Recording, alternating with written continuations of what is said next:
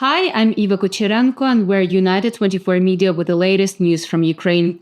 7 people were killed and more than 20 were injured after Russia launched up to 15 strikes on Kharkiv yesterday. One of the missiles struck a printing house, where around 50 workers were on shift at the time. The Ukrainian president was at the scene of the destroyed printing house. The general manager told him when Russian forces started attacking Kharkiv, all the employees were at their workplaces. Some of them were killed instantly. 20,000 books printed for various Ukrainian publishing houses have been destroyed, including books for children. The Kharkiv region governor also reported attacks on 2 other settlements, Lubotin and Zolochiv. In Lubotin, 7 people were injured. Later, Russia attacked Derhachi near Kharkiv. There were 13 injuries. Russia had planned to partially encircle Kharkiv and put pressure on the Ukrainian formations to the east of the Pechenihy reservoir. This was reported by The Economist, citing retrieved military plans. According to journalists, this operation was planned for May 15th, 16th, but was postponed for nearly a week for unknown reasons. Russian forces had identified 2 axes of attack on both sides of the reservoir. They had planned to break through to the town of Pechenihy on the Vovchansk front, and on the western front, Russians wanted to get to the village of Borshava, within artillery range of Kharkiv. They were stopped by Ukraine's 92nd Brigade, which pushed them back 10 kilometers from their original goal. Doing their best to prevent Russians from breaking through, we hear from one of the 92nd Brigade soldiers holding the position near Vovchansk in the Kharkiv region. More about their fight in our report. Here in Vovchansk, the situation is much hotter. Pavlo is a gunner in the 92nd Brigade. He and his fellow soldiers had previously taken part in the heavy fighting near Bakhmut.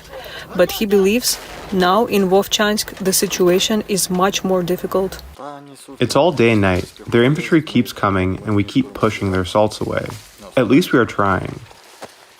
Whenever possible, we hold them back. We used to be positioned in the Bakhmut area.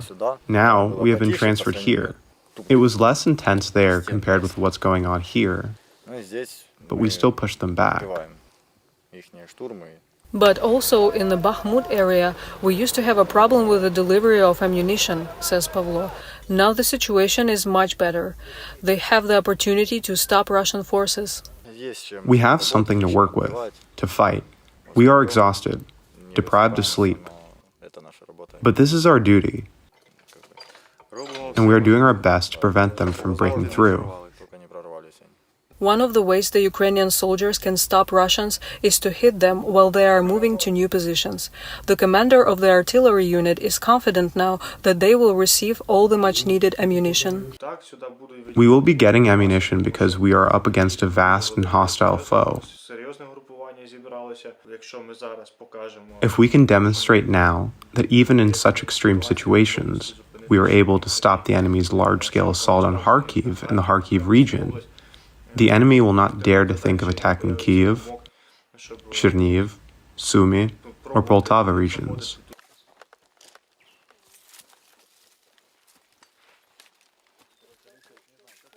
Russian soldiers shot civilians who tried to evacuate from Vovchansk.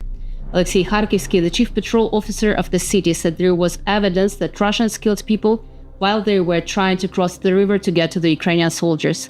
But even under such extreme circumstances, people are still trying to escape. Ukrainian photographers Vlada and Konstantin Liberov released a drone video of what Vovchansk looks like now. In the footage, there are dead civilians lying on the streets. In the description, the photographers wrote, "It's hard to imagine, but just a couple of weeks ago, there was life here."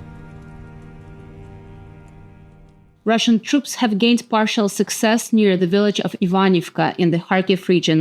Ukrainian forces are now stabilizing the situation. This was reported by the General Staff of the Ukrainian Armed Forces today. Our journalist, Mikita Ilchenko, visited Ukrainian soldiers on the Kupiansk axis. A lot of things are happening. On the screen we see a group of Russians taking away a wounded man. An FPV drone flies right into them. But unfortunately, the projectile does not explode. What a spectacle it would have been. At the same time, the drone spots a group of enemy helicopters in the sky.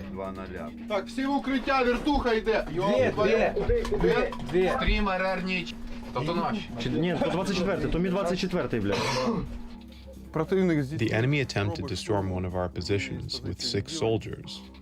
We repelled the assault with small arms fire and FPV drone strikes. The enemy suffered losses. 1 soldier retreated wounded, and the rest were killed in action. Don't miss the full report from the Kupiansk Axis tomorrow on our YouTube channel. Our journalist Philip Malzahn has just returned from the Kharkiv region. Here's an update of the situation from the front line. We are at a command post outside of Kharkiv, and since Russia launched its offensive on the Kharkiv region on the 10th of May, the situation has somewhat stabilized. The Russians are not advancing as they were in the first couple of days, and also all the chaos that surrounds an offensive like that has kind of calmed down. The main task of the Ukrainian army, though, now is to make sure that the Russians don't manage to fortify the positions they have taken, don't manage to dig in so that there is still the possibility to push them out. When I say it's stabilized, I don't mean that the situation is easy. Still, every day we see a lot of pictures that reach us from destructions, from dead civilians, but the situation is definitely better already than it was 10 days ago, and what happens next, I guess one will just have to wait and see. The weeks and months ahead will be crucial for Ukraine, said U.S. Defense Secretary Lloyd Austin during the meeting of the Ukraine Defense Contact Group. The conference call took place on Monday. According to Austin, Ukraine's survival and success are central, not only to Ukrainian security, but also to a global one. With participation from defense ministers and officials representing nearly 15 nations, the summit aims to sustain coordination of military assistance for Ukraine. After the meeting, Austin stated that Ukraine's forces are making excellent use of the capabilities provided by the members of the contact group. We spent a lot of time today on life-saving air defense systems, which are helping Ukraine stave off waves of Russian missiles, Iranian UAVs, and North Korean munitions. And we'll continue to push to ensure that Ukraine owns its skies and can defend its citizens and its civilian infrastructure far from the front lines. And during the meeting, 12 countries agreed to support Germany with their initiative to strengthen Ukraine's air defense. As Germany's Ministry of Defense posted on the X page, Belgium, Denmark, the Netherlands, Norway, and Canada are ready to provide financial assistance. The USA, UK, France, Spain, Romania, Belgium, and Lithuania agreed to help with equipment and missiles. Latvia also wants to join the initiative. Some NATO countries are already sending their instructors to train Ukrainian military personnel. In an interview for the Financial Times, Prime Minister of Estonia, Kaja Kallas, said that countries did so at their own risk. She commented that even if Russian troops attacked foreign personnel, this would not automatically trigger Article 5 of NATO's Mutual Defense Clause. At the same time, the US has no plans to send military instructors to Ukraine. As the chairman of the Joint Chiefs of Staff remarked, before the full-scale invasion, there were US military members who were working on training the Ukrainians. Now they don't. When I said that we would be able to do that eventually, once this conflict is over and we're in a better place, then I would suspect we would be able to bring trainers back in. But right now, there are no plans to bring U.S. trainers into Ukraine. Ukrainian allies could help by intercepting Russian missiles over Ukraine, says President Volodymyr Zelenskyy. He told Reuters that he was pushing partners to get more involved in the war, in particular by shooting down Russian missiles over Ukrainian territories where circumstances allow. This was one way he suggested that Western countries could help more directly. Russians are using 300 planes on the territory of Ukraine. We need at least 120, 130 planes to resist, to fight back in the sky. You can't provide that right now. Okay, so we're going back to air defense. You can't provide that either? F-16, you cannot provide yet? So we are returning to the planes that you have on the territory of neighboring NATO countries. Raise them up. They are there. Use them. Shoot down targets. Protect civilians. Ukraine needs to be able to fight back, said U.S. House Speaker Mike Johnson. Answering the question about using U.S.-delivered weapons to hit Russia, he said that Ukraine has to fight the war as they see fit. I think we need to allow Ukraine to prosecute the war and the way they see fit. They need to be able to fight back, and I think us trying to micromanage the effort there is not good policy for us. Russia's self-proclaimed president, Vladimir Putin, seeks to involve Belarus in nuclear drills.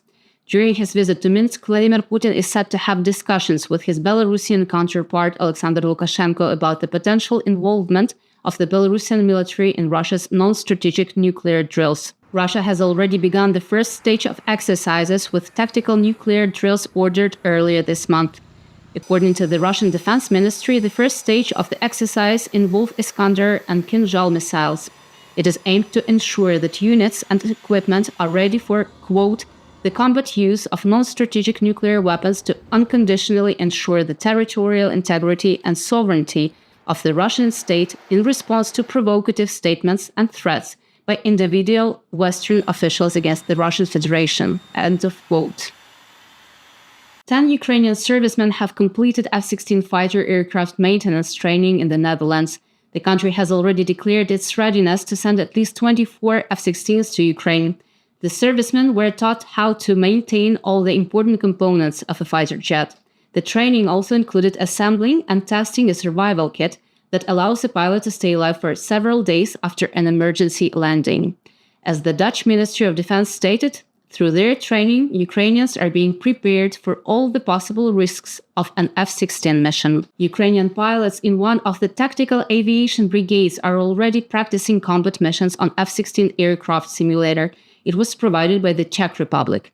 The Air Force Command of the Ukrainian Armed Forces reported in the near future all tactical aviation brigades will be equipped with such platforms. The head of the simulator maintenance team said that receiving this aircraft simulator was a real breakthrough.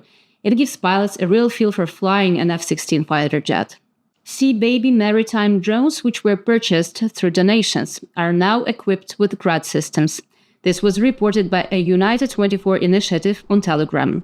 These drones are actively involved in combat operations. This week, the Security Service of Ukraine, together with the Navy, used them to strike Russian positions on the Kinburn Spit. Here are some photos taken in winter of the production of the Sea Baby drones. Almost $650 million have been raised through the United 24 platform since it was created 2 years ago. From rebuilding to defense, there are 5 directions that people from all over the world can choose to donate to. While someone might send funds to rebuild a hospital, another can help to purchase Sea Baby maritime drones. More about the United 24 summit in Kiev in our latest report. No matter what anyone says, no matter what narratives they promote, we will overcome them and gain victory. Glory to Ukraine. May 23, Kiev. The United 24 summit marks 2 years since the United 24 fundraising platform started its work. We have proven that the hearts on different continents, the hearts of ordinary people, that millions of such hearts can equally empathize and effectively help a country that they may not have known anything about before this war. Since then, almost $650 million has been raised. United 24 connects people from over 100 countries. Now, it's 110. People donate anything from a few dollars to their entire salary, and sometimes they even contribute as a whole family. People who want to help Ukraine can choose their direction of support. Directions have a variety of ambassadors, actors, musicians, sportsmen, scientists. Currently, we have 26 ambassadors. Actor Misha Collins became ambassador for the humanitarian demining direction. In just a few days, he already raised $450,000 for a demining vehicle. One of the things about demining is that it's incredibly slow and meticulous unless you have the right equipment. So it is possible to do demining by hand. A deminer can demine about 1 square meter in 1 day. The money that's been raised and that money that's been used for important things like, rebuilding, healthcare, schools, drones, sea drones. I mean, between the weapons that are provided for, but also the humanitarian aid has been significant. First of all, I want to thank the United 24 platform, our distinguished ambassadors, everyone who donated to the rebuilding of our school, and especially our brave Ukrainian armed forces.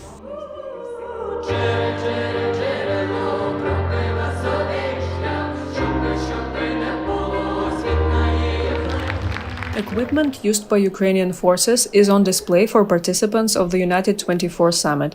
For example, sea drones that protect Ukrainian seas. One Sea Baby naval drone costs more than $200,000. A good indicator to show the combat potential of United 24 fundraising is that 1/3 of the Black Sea Fleet has been destroyed. This is all thanks to the work of each of you.